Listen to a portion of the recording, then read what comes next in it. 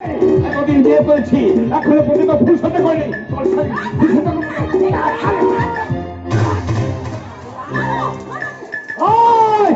সন্ধ্যা ভাবি দুধ ধরে তোল তোদের মতো মাটিকে মারার জন্য আমার মতো বিপর্য ঢুকেছিল দেখবো। আমি বড় দিনের জন্য দাবি এসেছি, এই বড় দিনের মধ্যে তোদের বাপ ছেলে বাপের সাথে আমি ধ্বংস করে দিয়ে যাবো। আমার নামটা হয়তো আমি সবাইকে সর্বসাত, আমি জন্ম থেকে গেছি গোলাপাল উঠে খেয়েছি, আমার গায়ে হাতে ঠিক করে তুই সব মরেছিস, তোর বংশের প্রতি আমি নিভিয়ে দেবো। আর এটাই আমার চ্যালেঞ্জ।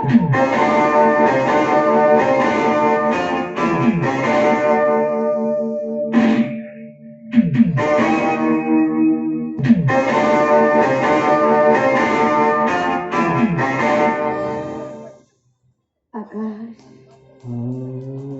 আমাকে দেখার পরও এইভাবে মুখ ফিরিয়ে দাঁড়িয়ে থাকবে, আমাকে কিছু বলবে না? কি আর বলবো, তোমার স্বামী আমার বোনটাকে রেপ করে মারান করে ফেললো, তুমি সবকিছু দেখেও প্রতিবাদ করলে না। পোস্টমর্টম রিপোর্টটাও বলতে গেল, আমি প্রতিবাদ করতে যাই, আমি সাজলাম আমার দাদার খুনি করি। বিচারে আমার ফাঁসি হবে না জেল হবে আমি তা নিজেই জানি না। শুধুমাত্র শুধুমাত্র তোমার বাবার সাথে কিছু কথা আছে বলে আমি ওনার সাথে দেখা করতে এসেছি। বলো বলো আকাশ, বলো কি বলতে এসেছো, বলো। আমি আপনার মেয়েকে ভীষণ ভালোবাসতাম, আমি আমার দারিদ্রতার কথাটা ওকে অনেকবার বোঝানোর চেষ্টা করেছি, কিন্তু ও কিছুতেই বুঝতে চায়নি। কিন্তু আপনার গর্ব আর অহংকারে আমাদের ভালোবাসার সমাধি হয়ে গেল। তাই তো আজ ওর শ্বশুর বাড়িটা শ্বশুর বাড়ি না হয়ে জমের বাড়ি হয়ে গেল। তাই তো আজ জমের দুয়ারে চলছে যমুনা। আপনি আপনি বিশ্বাস করুন স্যার, আমি এখনো পর্যন্ত আমি আমার যমুনাকে ভীষণ ভীষণ ভালোবাসি। আমার প্রতিটি রক্ত কণিকায় শুধু যমুনার নাম লেখা আছে স্যার, শুধু যমুনার নাম লেখা আছে। চৌধুরী বাড়িতে আমার সমাধি হয়ে গেল, প্রতারণার আগুনে জ্বলে পড়ে ছাই হয়ে গেল আমার ভালোবাসা। আমি জ্বালিয়ে দিয়েছি তোদের দুজনের ভালোবাসার মন্দির। কেন করলেন স্যার, কেন করলেন, কেন এইভাবে আমাদের ভালোবাসার সমাধি করে তুললেন? আমি যে মানুষ চিনতে ভুল করেছি, তাই স্বচ্ছ সরাবর মনে করে মেয়েটাকে আমি পচা নর্দমায় ফেলে দিয়েছি। আজ সেই পচা নর্দমায় তোমার মেয়েটা মরতে বসেছে বাবা। তোর বাবার মনে গর্ব দর্প অহংকার আর নেই, এখন একদম সরল মনের দরদি মানুষ। তাই আমি তোমার কাছে হাত জোড়ো করে অনুরোধ করে বলছি, আকাশ তুমি আমার মেয়ে যমুনাকে নিয়ে এখান থেকে পালিয়ে যাও, পালিয়ে যাও, পালিয়ে যাও।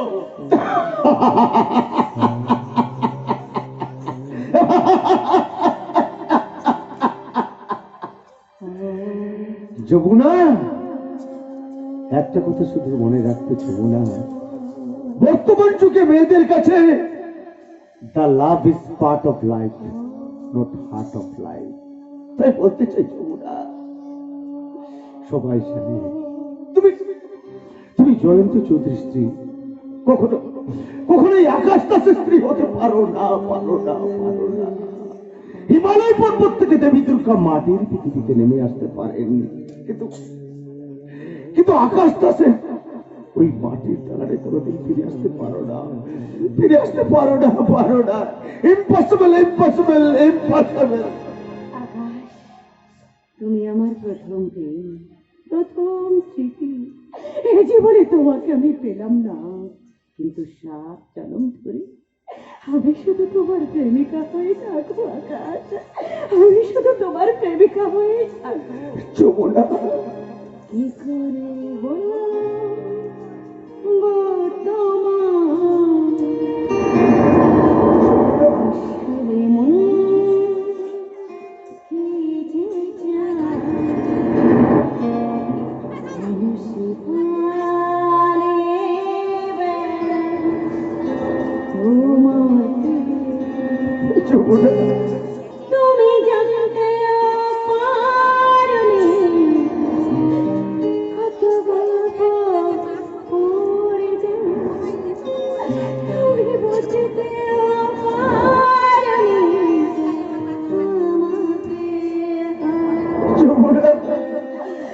কি করিব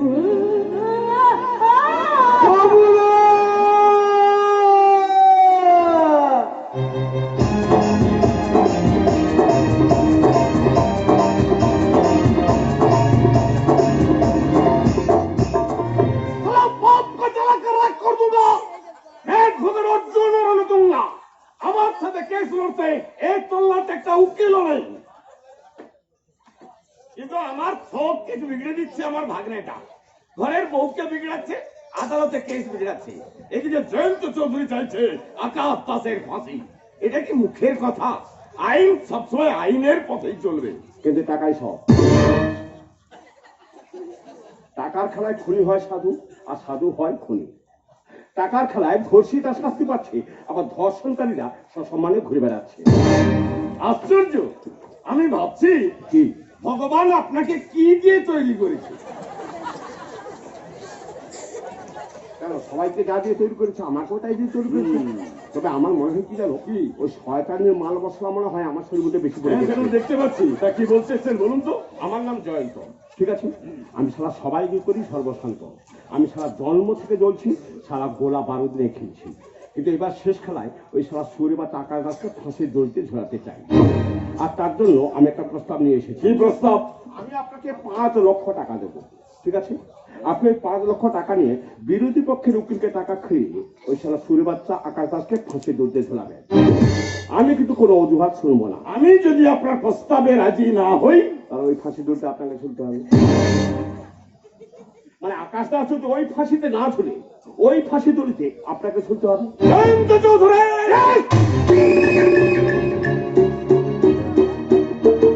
আমার নাম জয়ন্ত চৌধুরী। আপনি হয়তো জানেন না আপনি কার সঙ্গে কথা বলছেন। আপনি পৃথিবীতে কতদিন বেঁচে থাকবেন ভগবানের খাতায় নয়, এই বন্দুকের গুলিতে লেখা আছে বি কেয়ারফুল মিস্টার রণতুঙ্গা।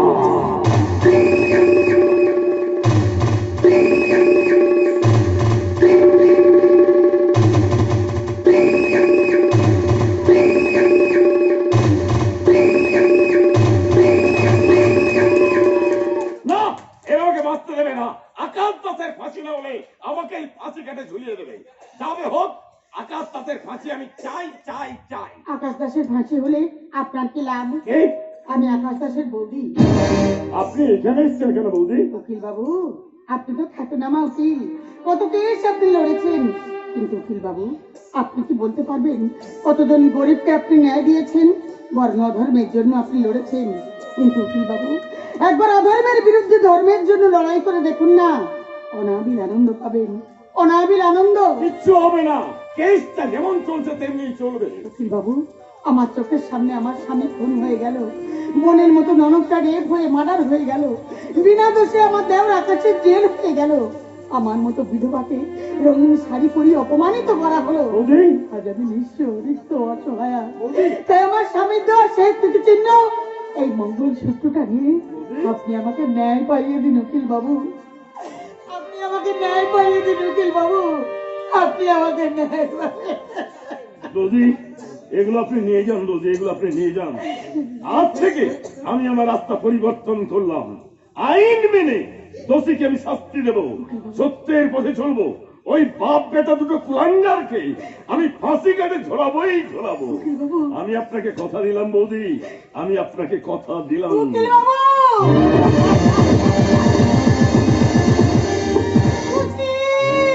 খুশি রে, একবার আমার বুকে ফিরে আয় বোন, আমি যে তোকে কিছুতেই বলতে পারছি না রে বোন, আমি যে তোকে কিছুতেই বলতে পারছি না। বৌদি, একই বৌদি তুমি কাঁদছো? আমার মনে হচ্ছে আমার খুশি এখানেই কোথায় লুকিয়ে আছে, আমি যে তাকে কিছুতেই বলতে পারছি না সখা, আমি যে তাকে কিছুতেই বলতে পারছি না। বৌদি, এ জগৎ সংসারে একটাই সত্য, সেটা হলো মৃত্যু, বাকি সব মিথ্যা। সেই মিথ্যাকে আজকে তুমি কাঁদছো। তুমি দেখো তো আমি কাকে সঙ্গে নিয়ে এসেছি। এসো ভিতরে এসো। বৌদি, আকাশ, বৌদি, বৌদি,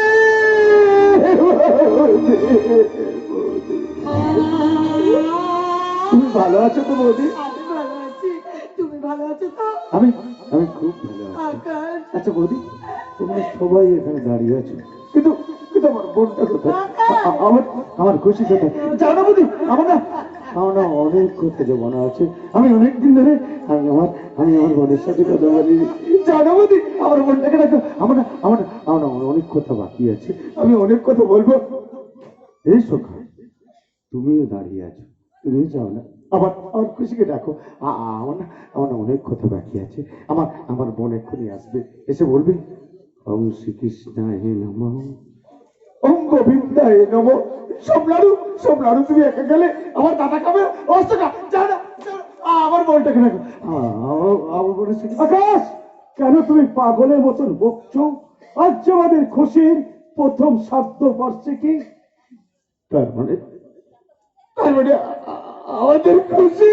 আকাশ, এই নাও তোমার খুশি। বৌদি,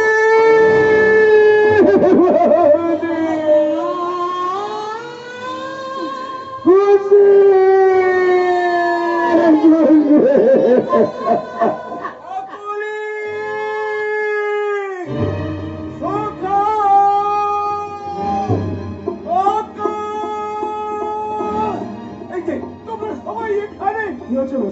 আকাশ চলে আসার পর জয়ন্ত চৌধুরীর লোকেরা আমার যৌবন আমাকে তুলে নিয়ে গেছে।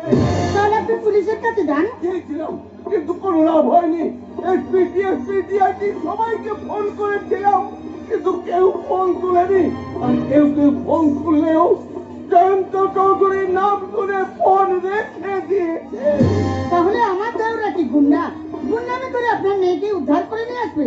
আসলে এবার মস্তিষ্কে কি আবার নতুন কোন প্ল্যান করছেন? প্ল্যান বলো কাগজে, মনে যা আছে তাই বলো, শুধু আমার যমুনামাকে বাঁচাও। আপনার জামাই আমাদের খুশিকে কেড়ে নিয়েছে, আপনিও খুশির পোস্টমর্টম রিপোর্টটা বদলে দিয়েছেন।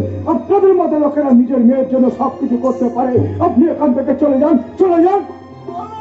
বলো, অপমানের বাক্য মানে আর আমাকে বিদ্ধ করে দিও না।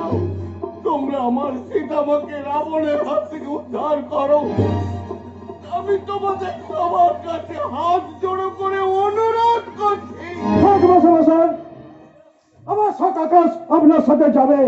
আমি যাবো না। তুমি যে সত্য যুগে দুর্গা, কৃত যুগে রামচন্দ্র, দ্বাপর যুগে অর্জুন, কলি যুগে আকাশ দাস, তুমি যুগে যুগে সব দমন করাই ব্যক্তির বিবেকে সত্য নেই, মানব ধর্ম প্রতিষ্ঠা করবে। যাও সকা যাও। আমি যাবো না। এই মানুষটা আমার জীবনটাকে নষ্ট করে দিয়েছে, আমার কাছ থেকে আমার ভালোবাসা কেড়ে নিয়েছে। আমি কিছুতেই যাব না। তুমি যমুনার জন্য যাবে না, তুমি ভালোবাসার জন্য যাবে না, তুমি যাবে সমাজের জন্য। এটা তোমার সরকার। বেশ, আমি যাবো, আমি যাবো। আমি আমার যমুনাকে উদ্ধার করতে যাব। তোমরা সবাই এসো আমার সাথে। শয়তান জয়ন্ত চৌধুরী,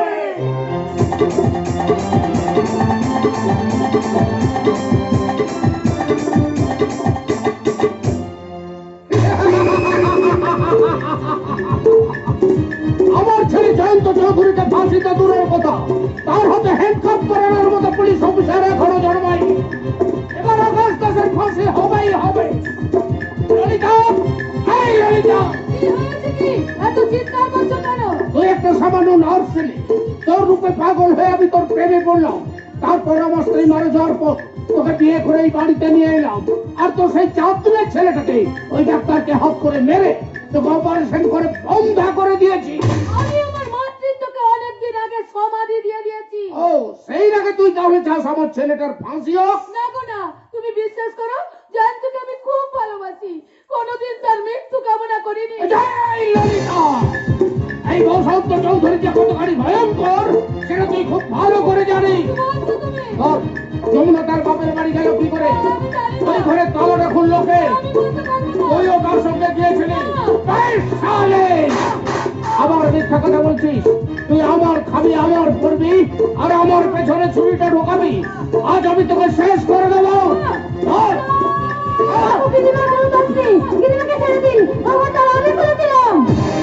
আচ্ছা, তালাটা তাহলে তুই খুলেছিলি, আজ তোর তালাটাকে আমি খুলবো। আজ আমি তোকে পালিশ করে দেবো। পালিশ। বাবু, না তোমরা অত্যাচার করে আপনি কি পেয়েছেন? আমি বা কি পেয়েছি? একটা নিষ্ঠুর বারবার ছেলের জন্য নেচে নেচে পায়ে চামড়া উঠে গেছে। আরে দেখছি কি অতিক্ষণে আমার পিঠে মার পড়েছে। না রেখেছিল দেখে আমি অত্যাচার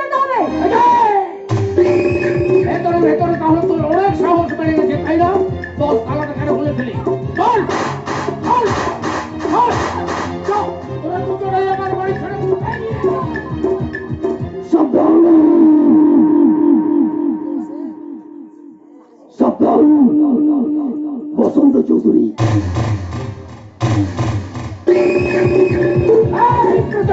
আমি প্রতীক, আমি ন্যায়ের প্রতীক, আমি সুন্দর প্রতীক।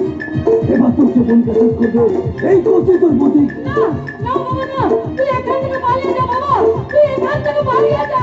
না না, আজ আমি গুলি করে মারবো, গুলি করে মারবো। আরে প্রতীক, তুই কাকে মারতে যাচ্ছিস? তুই যাকে মারতে যাচ্ছিস সে যে তোর বাবা।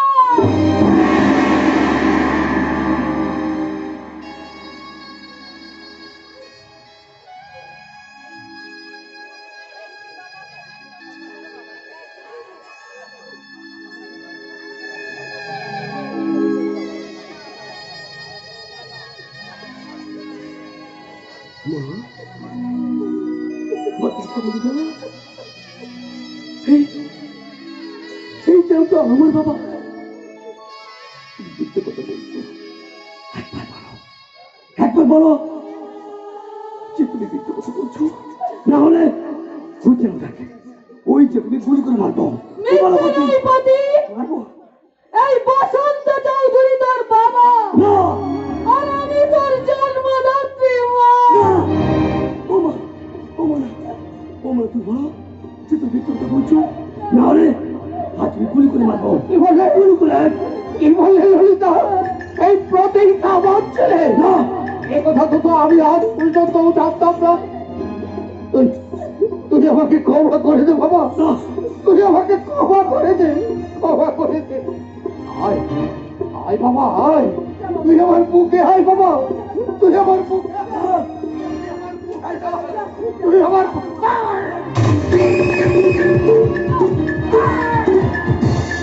শালাকে বাসটার কখনো আমার এই বসন্ত চৌধুরীর ছেলে হতে পারে না।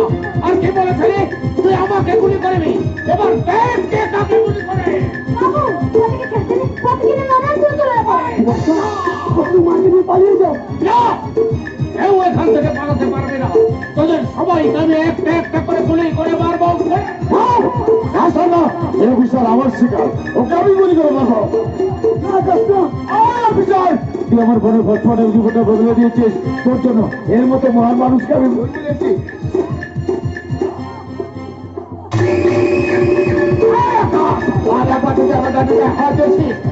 প্রেমিকাকে আমি শেষ করে ফেলবো।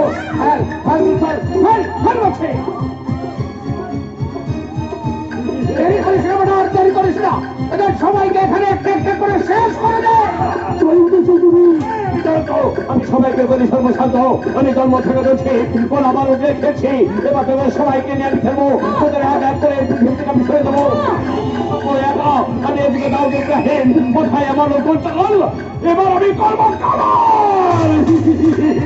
না না না, আমি ভুল করেছি, আমাকে যদি ধরা পড়ে দাও, আমাকে যদি ক্ষমা করে দাও।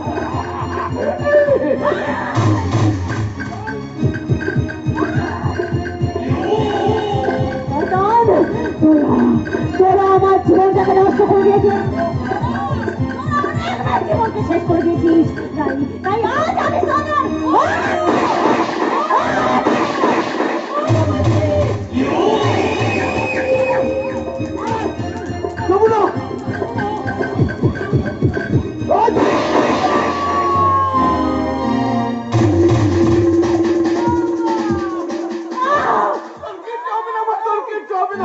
আমি তোকে এক্ষুনি হসপিটালে নিয়ে যাবো মা, হসপিটালে নিয়ে যাবো।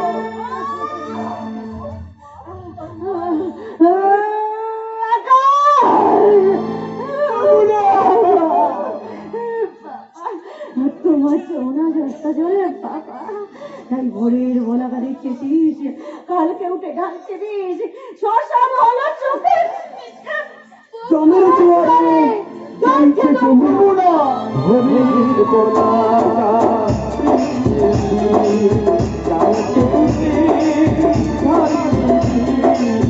সকাল হলো জমের জোয়ারে জমছে যমুনা, জমের জোয়ারে। সমবেত শরীর সরকারি মণ্ডলী, আপনারা শান্ত হয়ে বসুন। এখানকার উৎসব কমিটি বিশেষ অনুরোধে আপনাদের সামনে সঙ্গীত পরিশ্রম করবেন যাত্রা জগতের নাম্বার 1 ক্লাসিক্যাল খলনায়ক বাবলু পয়রা, দুষ্টু মিষ্টি গায়িকা নায়িকা মিস রবি এবং সোনার টুকরো গায়ক নায়ক অমিত কুমার এবং নয়নমণি অপেরার কর্ণধার মাস্টার মশাই। আপনারা আশা করি এই সঙ্গীত অনুষ্ঠানটিকে সাফল্য মণ্ডিত করে তুলবেন। চন্দনবাবু যুগ যুগ জিও এবং এখানকার সদস্যবৃন্দ যুগ যুগ জিও, যুগ যুগ জিও। চন্দনবাবুর অনুরোধে আপনাদের সামনে সঙ্গীত পরিবেশন করবেন আমাদের নয়নমণি অপেরার কয়েকজন শিল্পী। নমস্কার।